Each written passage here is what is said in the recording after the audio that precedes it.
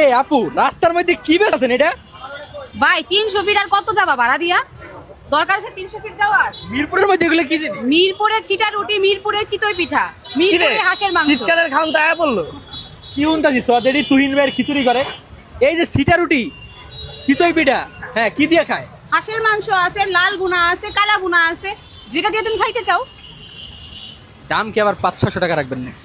মাত্র হাঁসের প্লেটটা হচ্ছে 250 টাকা। তোমার পিঠার দাম আলাদা 10 টাকা, চিতই পিঠা 10 টাকা, চিটা রুটি 15 টাকা, গরুর মাংস 150 টাকা। এরকমই যা দাম আছে তাই ভাই, আমি দাম বাড়াই নাই। পিঠা উঠাইছি দেখা যে দাম বাড়াবো, সুবিধা কাজ আমি করি না।